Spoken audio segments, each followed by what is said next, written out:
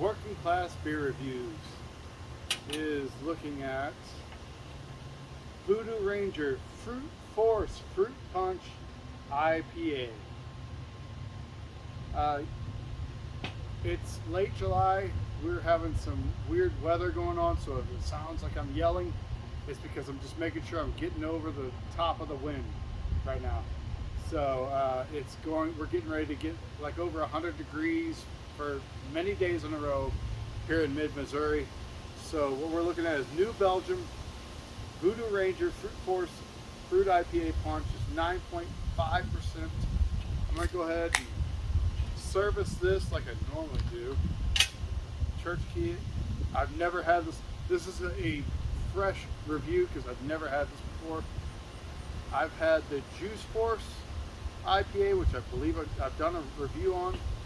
So I've got this little, I don't even know what kind of glass you call this, but I think it's very similar, unless I use a tulip glass, but this is one of them I use for IPAs. For the Voodoo Ranger family, this is off the New Belgium. It's a New Belgium beer out of Colorado. Let me look on the can, see if there's any markings on it. Imperial India Pale Ale with natural flavoring. Brewed and canned by New Belgium Brewing, Fort Collins, Colorado, Asheville, North Carolina, and Comstock, Minnesota. So 3 different breweries this is made from. This is a 19.2 fluid ounce or 568 milliliter can, like what they call a stovepipe can. Very popular at gas stations, which is where I got this from. I think I got this from Break Time.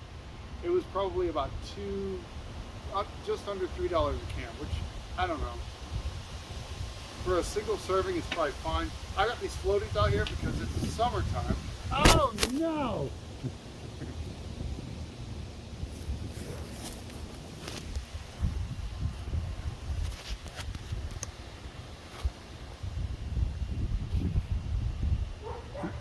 Let me get something underneath this. I could do a gag reel,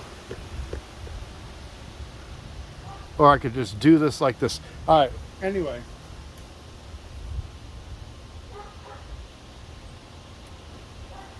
Check one more time. Yeah.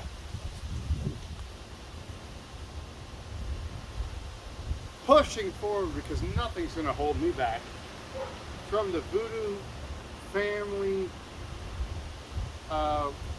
website, 9.5 ABV, 33 IBU. So it's not. Is that really an IPA IBU? That sounds like just a normal pale ale. So it used to be like a fruit flavored pale ale. Yeast is London Ale 3. Hops for Pahto, Amarillo, Centennial, Galaxy, Sabro, Lotus, and Strata hops. Malts are pale, malted oats, and white wheat. So I think when it comes to high gravity or high alcohol beers, they have to add wheat and oats in order to up the carbs. That's where you get your sugar, which creates the alcohol. So malts in itself will go so far, and I know that they make German varieties that are high ABV, but you've got to understand the carbohydrates have to go so high, and the sugar content has to be high enough to ferment in order to make the high alcohol. So I've already poured some of this in here. Man alive, this is so embarrassing. I hope this video bombs. I really do. So anyway, it's actually pretty light, but there's chunks. Man alive, there's chunks in here. Super chunky. And the head's not great, but it's staying. It's okay. Yeah, hazy. If you're a child of the 80s and 90s, it smells like Hawaiian Punch. So if you smelled Hawaiian Punch, yeah, it smells like Hawaiian Punch. So very fruity, very sweet. I'm honest, this is not really up my alley. Maybe the taste will make up for it. Let's just find out. So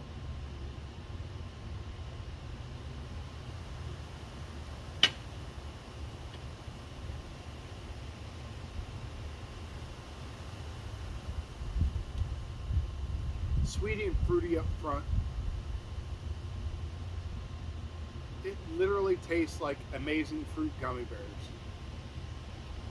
or even the Black Forest or something Forest gummy bears. Those famous, the ones they sell at the movie theaters. But if you're a child of the 80s and 90s, you know what amazing fruit is, because they were allegedly made of real fruit juice.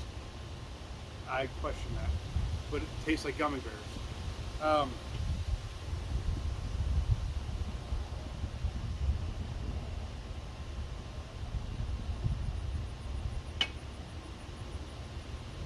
It's not dark, it's not malty, it's very sweet. It's not bitter or hoppy. I mean, it has to be to some extent, or else it would be so sweet it would just taste like liquid candy, like with little syringes you could squirt corn syrup in your mouth, which this does not have corn syrup. It's malty. Man, I'm not trying to dog on this, but this is not up my alley. This is.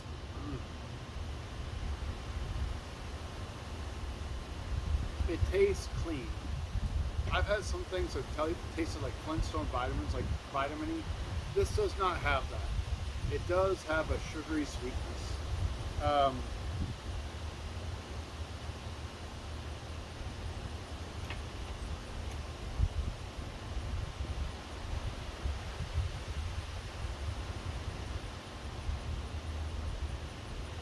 They could have saved this if it was hoppier. This is not an IPA. It does not taste like an IPA. New Belgium, I love you.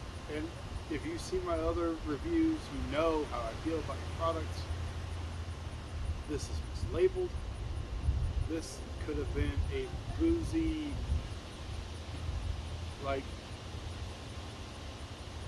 one of those Alloy Series Steel Reserve type things.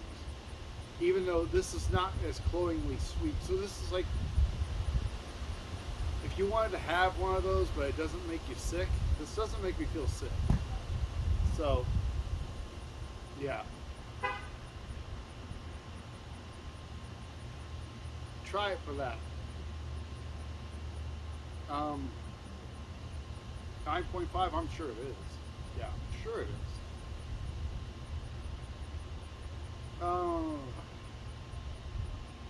I don't know where to classify this. It's decent.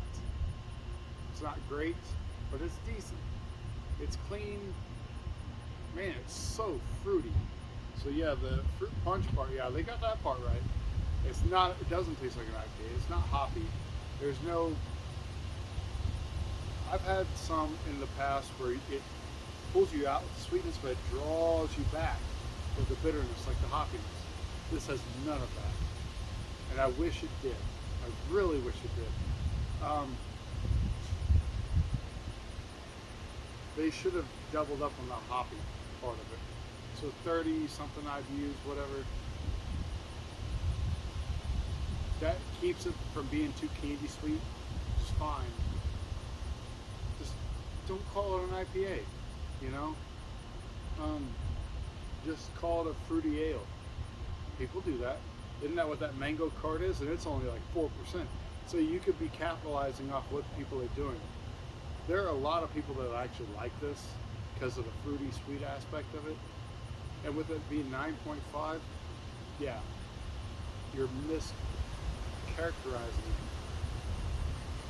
So classify it differently. And I think it'll actually go farther. By calling it an IPA, I think you're trying to pitch it to a certain demographic that it's missing the mark. I think you have something here, but I think you're pitching it to the wrong demographic. And I hope, I doubt anybody's going to hear this that's going to care, or that has any influence that's going to say anything like this. So, I hope the wind noise isn't too much. I'm trying to talk a little loud. So yeah,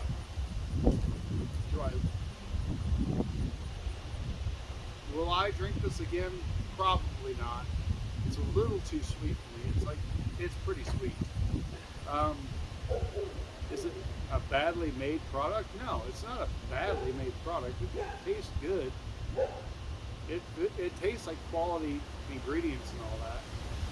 It's not made for me, but I do think there's a market for it.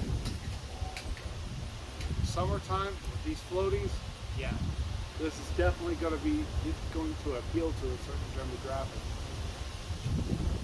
You're going to have to lower the price. No one's going to pay almost $3 a can for this. If you lowered it to $2 a can, then you might have an audience for it. Honestly, that's just me. I'm stupid. I know nothing, but I'm being honest with my experience. So anyway, working class beer reviews. This is my take on this. It's good, but it's not for me. But I think you have something on your hands that you can make some money off of.